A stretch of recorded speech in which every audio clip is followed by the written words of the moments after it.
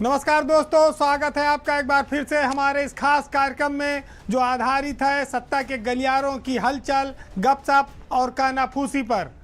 तो कई सारी खबरें हैं, चलिए शुरू करते हैं पावर सेंटर।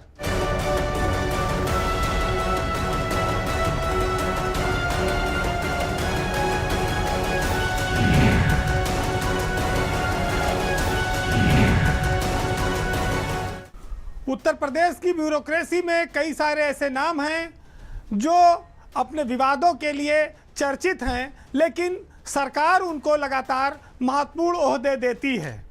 आज बात उत्तर प्रदेश में 2010 बैच के आईएएस अफसर भवानी सिंह खंगाराउत की है, जो मध्यांचल विद्युत वितरण निगम के एमडी थे और लगभग वो 3 साल तक इस पद पर रहे।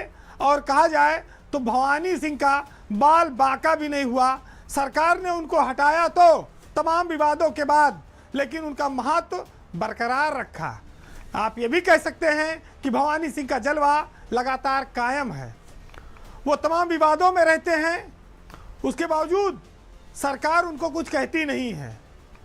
भवानी सिंह खंगाराउत ने मध्यांचल के एमडी रहते पिछले 3 सालों में कई रिकॉर्ड बनाए हैं। वो जनता से कटे रहने का रिकॉर्ड उनके पास है। वो मिलते नहीं थे, बड़े बड़े मंत्रियों, केंद्रीय मंत्रियों तक के वो फ़ोन नहीं उठाते थे।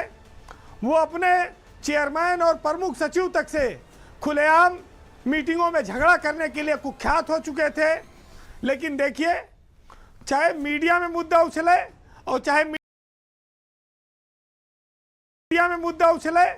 चाहे मीटिंग में भवानी सिंह पर कोई कार्रवाई नहीं हुई और सरकार ने उनको एमडी मध्यांचल से हटाकर निदेशक प्रशासन स्वास्थ्य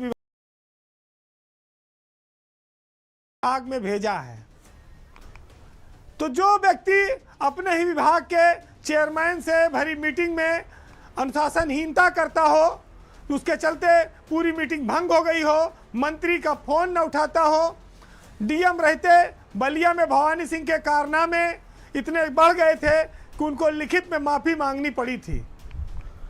सीएम कार्यालय ने उनको आखिरकार हटाया, लेकिन उनके महत्व को कम नहीं किया। उनको महत्वपूर्ण पद दिया गया है निदेशक प्रशासन स्वास्थ्य विभाग का, जो पूरे उत्तर प्रदेश में डॉक्टरों के तबादले और पोस्टिंग के लिए जिम्मेदार पद है। खंगाराउत की जगह 2017 बैच की आईएएस अफसर हैं रिया केजरीवाल को मध्यांचल का नया एमडी बनाया गया है। रिया केजरीवाल जीएसटी डिपार्टमेंट में अभी तक थी। अपनी नौकरी के शुरुआती दौर से ही खंगाराउत अपने व्यवहार को लेकर विवादों में रहे हैं। बलिया में डीएम रहने के दौरान महिलाओं पर टिप्पणी, एक दलित व्यक्ति के टाई और सूट पहनकर आने पर टिप्पणी, ये सब काफ़ी चर्चित हुई थी। जब वो बाल विकास पुष्टाहार में महिला कल्याण के निदेशक थे तो वहाँ भी उनका अपनी प्रमुख सचिव रेणुका कुमार के साथ जमकर विवाद हुआ था और भवानी सिंह ने उस समय भी अपने प्रमुख सचिव के खिलाफ पत्र लिखा था, बाकायदे सरकार को लिखा पढ़ी की थी। ये उनका दूसरा बड़ा कारनामा था।